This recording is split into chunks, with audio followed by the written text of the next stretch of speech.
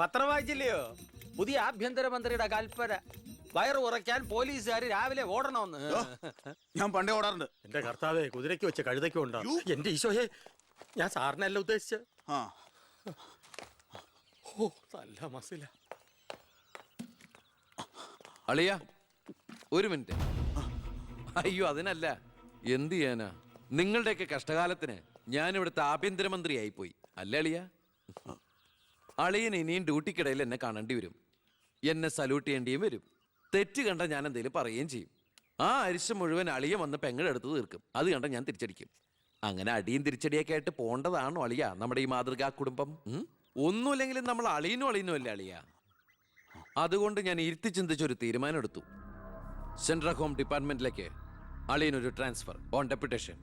Order. നാളെ തന്നെ join ചെയ്യണം. All the best. എങ്ങോട്ട്? ബീഹാറിലേക്ക്. ബീഹാറിലേക്കോ? ബീഹാർ ബെസ്റ്റ് സ്ഥലമാണ് അളിയ. നോ, എനിക്ക് പറ്റില്ല. നിനക്കെന്നെ ശരിക്കും അറിയില്ല. എന്താ അളിയ ഇങ്ങനെ? ചില തെണ്ടി പിള്ളേരെ പോലെ. ഇത് ഗവൺമെന്റ് ഓർഡർ അല്ലേ? അത് ഹോം മിനിസ്റ്റർ നേരിട്ട് തരുന്നത്. അനുസരിച്ചേ പറ്റൂ. എന്താ ഇവിടെ?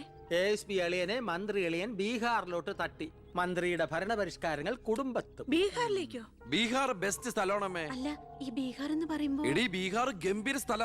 നീ വിഷമിക്കണ്ട, നീ പതുക്കെ പോയാ മതി. പേടിക്കാനൊന്നുമില്ല സാറേ. അവിടെ ചെന്ന് ലല്ലു പ്രസാദുമായി ഒരു ടൈപ്പ് ഉണ്ടാക്കിയാൽ കുശാലല്ലേ കുശാൽ. അയ്യോ ചേടാ, കുടുംബത്തൊരു മന്ത്രി ഉണ്ടായാൽ അതുകൊണ്ട് ഗുണം ഉണ്ടാകേണ്ടത് കുടുംബക്കാർ. ഇതിപ്പോ അളിയന് വേണോ ഗുണം? അളിയന് ഈ ചിറാപ്പുഞ്ചി എങ്ങനെയാ? ചിറാപ്പുഞ്ചി? ആ, ചിറാപ്പുഞ്ചി ബെസ്റ്റ് സ്ഥലമാണ് അളിയ. അവിടെ IAS കാർക്ക് എന്താ ഡിമാൻഡ് എന്നറിയോ? നമുക്കൊരു കൈ നോക്കിയാലോ? നീ ബ്രേക്ക്ഫാസ്റ്റ് എടു. അമ്മ പേടിച്ചു പോയോ? നമുക്ക് അച്ഛനെ നാഗാലാൻഡിലേക്ക് തട്ടിയാലോ?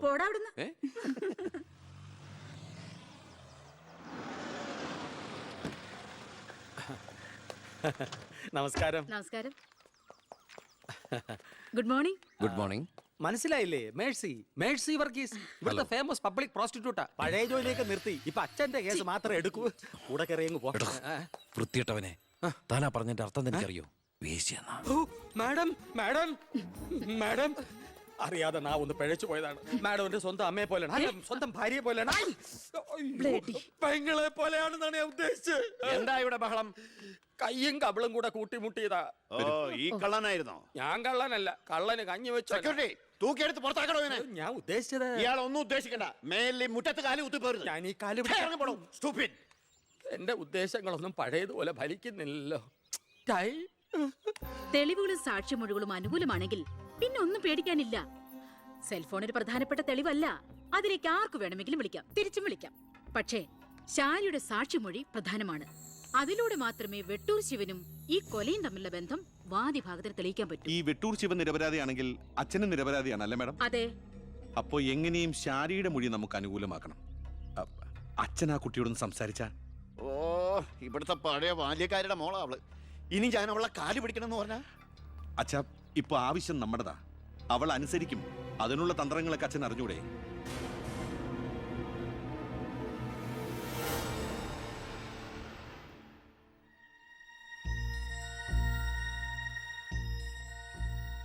കുറെ നാളായി ഞാൻ വിചാരിക്കുന്നു ഇങ്ങോട്ടൊക്കെ ഒന്ന് ഇറങ്ങണം എന്ന്. സത്യം പറഞ്ഞ സമയം കിട്ടാറില്ല. അല്ല, ഇവളെങ്ങനെ നിർത്തിയാ മതിയോ? കെട്ടിച്ചുടണ്ടേ? കല്യാണ ചെലവൊക്കെ ഞാൻ ഏറ്റവും പറ്റിയ പയ്യനെയും കണ്ടെത്താം. നമുക്കിത് ഗംഭീരമാക്കണം, ഒരു ഉത്സവം പോലെ. ഗോപാലപിള്ള സാറിനെ എനിക്ക് മറക്കാൻ പറ്റുമോ? എന്നെ രാഷ്ട്രീയത്തിലേക്ക് കൈപിടിച്ച് കയറ്റിയ രാഷ്ട്രീയ ഗുരുവാണ് നിന്റെ മുത്തച്ഛൻ. മരിക്കാൻ കിടക്കുമ്പോ ഞാൻ അദ്ദേഹത്തിന് കൊടുത്ത വാക്കാ, ഈ കുടുംബം അനാഥാകില്ലെന്ന്. എന്നാ ഞാൻ ഇറങ്ങട്ടെ. ഞാൻ എന്തോ മറന്നല്ലോ. മോളെ, പിന്നെ മോൾക്കറിയാമല്ലോ, നിരപരാധിയായ എന്നെ ഒരു കേസിൽപ്പെടുത്തിയ വിവരം. ആ പ്രതിക്കെതിരെയുള്ള മോളുടെ മൊഴി അതൊന്നും മാറ്റി പറയണം.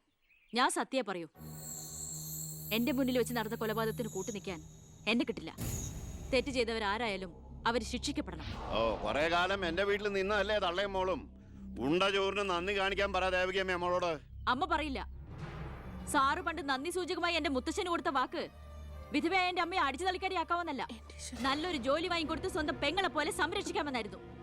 സാറിന്റെ വീട്ടിലെ കരിയും പുകയും കൊണ്ട് എല്ലാം മുറിയെ പണിയെടുത്തിട്ട് തന്നെയാ എന്റെ അമ്മ എന്നെ വളർത്തിയത്. ഒരു ബാല്യക്കാരിയുടെ കൂലിക്കണക്ക് പറഞ്ഞാ കുറെ കാശ് ഇങ്ങോട്ട് തരാനുണ്ടാവും. ഞാഞ്ഞൂളിനും പത്തി കൊള്ളാം. നീയൊക്കെ മാനം മര്യാദയായിട്ട് ജീവിക്കുന്ന എനിക്കൊന്ന് കാണണം.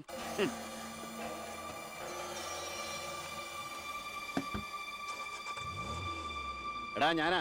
എന്താ അച്ഛാ? ഏയ് നടക്കില്ലടാ. ഇന്ന് അച്ഛൻ അവളുടെ അടുത്ത് പോയി, നാളെ അവൾ അച്ഛൻ്റെ അടുത്ത് വരണം. അച്ഛൻ സമാധാനമായിട്ടിരിക്കെ, ബാക്കിയൊക്കെ ഞാൻ നോക്കിക്കോളാം.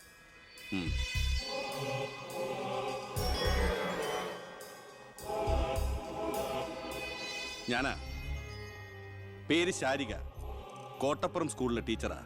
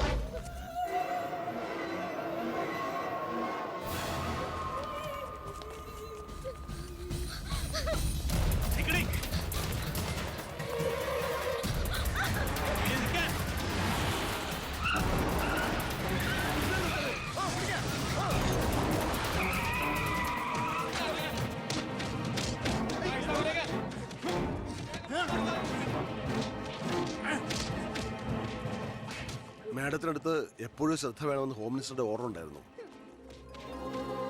വരട്ടെ, പിടിച്ചു കയറ്റില്ല അതിനെ.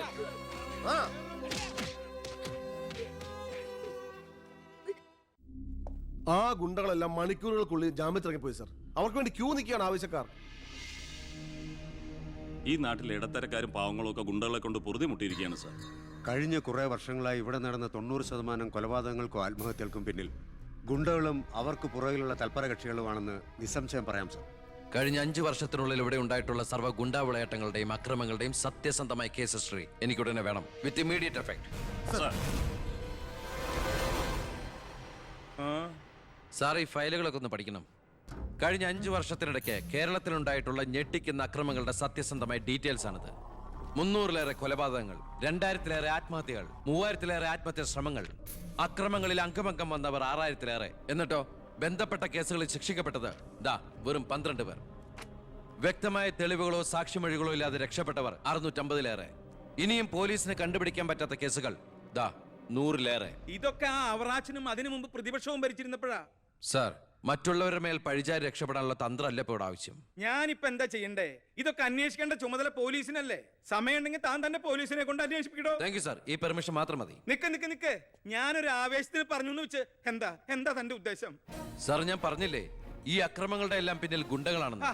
അതൊക്കെ ആർക്കും അറിയാൻ പാടില്ലാത്തത്. എങ്കിൽ പിന്നെ ഈ ഗുണ്ടാവിളാട്ടം നമുക്ക് അങ്ങ് അവസാനിപ്പിച്ചൂടെ സാർ? ഈ നാട് നന്നാവണമെങ്കിൽ, ജനങ്ങൾക്ക് പേടി കൂടാതെ ജീവിക്കണമെങ്കിൽ കേരളത്തിൽ അടിയന്തരമായി ഗുണ്ട ആക്ട് നടപ്പാക്കിയേ പറ്റൂ. അതെ സാർ, നമ്മുടെ അയൽ സംസ്ഥാനത്തെ മുഖ്യമന്ത്രി ആക്ട് നടപ്പാക്കിയില്ലേ? എടോ, അവരൊരു സ്ത്രീയാ, അവർക്ക് എന്തു ആകാം. അവരെ തൊട്ടാൽ പീഡനം, സ്ത്രീ പീഡനം. എന്നെ തട്ടിയാ എന്റെ കുടുംബത്തിന് പോയി. സാർ, സാറിന് ഒരു പോറൽ പോലും സംഭവിക്കില്ല. ഇതിപ്പോ പോറലല്ലോ, ഓട്ടയല്ലേ വീഴാൻ പോണത്. ഓട്ട ഈ വെടിയുണ്ടിയും കത്തിയൊക്കെ കയറുമ്പോണ്ടാവണം ഓട്ട. സാർ, ഞാൻ പറയുന്ന താൻ എന്ത് പറഞ്ഞാലും ഞാൻ സമ്മതിക്കില്ല. ഇതൊക്കെ തനിക്ക് മുൻപരിചയം ഇല്ലാത്തോണ്ട് തോന്നുന്നു മണ്ടത്തരാ. എങ്കിൽ പിന്നെ സാർ ഒരു കാര്യം ചെയ്യും, മുൻപരിച്ചുള്ള ആരെങ്കിലും വെച്ച സാർ അങ്ങോട്ട് ഭരിച്ചോ. ഞാൻ രാജിവെക്കാൻ പോവാ. നീ എനിക്ക് ഹാർട്ട് അറ്റാക്ക് ഉണ്ടാക്കുന്ന വർത്താനം പറയരുത്. നീ രാജിവെച്ച് പോയാ എന്റെ മന്ത്രിസഭ മൂക്കൂത്തി വീഴില്ലേ? എങ്കിൽ എന്റെ വഴിക്ക് വരേണ്ടി വരും. നീ പറയണേല് കാര്യമുണ്ടെന്ന് എനിക്കറിയാം, പക്ഷെ നിനക്കൊരു കാര്യം അറിയില്ല. ഇവിടുത്തെ എല്ലാ രാഷ്ട്രീയ പാർട്ടികളുടെയും നിത്യോപയോഗ സാധനങ്ങളിൽ ഒന്നാണ് ഈ ഗുണ്ടകൾ. അതുകൊണ്ട് ഭരണകക്ഷിയും പ്രതിപക്ഷവും ഇതിന് സമ്മതിക്കില്ല. ഈ ബില്ല് നിയമസഭയിൽ പാസ്സാവൂല. അറിയാം സാർ, ആദ്യം നമുക്ക് മന്ത്രിസഭ കൂടി തീരുമാനിക്കാം. ഗവർണറെ കൊണ്ട് സ്പെഷ്യൽ ഓർഡിനൻസ് പുറപ്പെടുവിച്ച് ഈ ഗുണ്ട ആക്ട് നടപ്പിലാക്കാം. എന്നിട്ട് 6 മാസത്തിനുള്ളിൽ നമുക്ക് നിയമസഭയിൽ പാസ്സാക്കിയെടുത്താൽ മതി. ആ 6 മാസം മതി എനിക്ക് കേരളത്തിലെ സർവ്വ ഗുണ്ടായുസം തുടച്ചു നീക്കാൻ. അല്ല, ഈ ഗുണ്ടകളെ എനിക്ക് വേണം.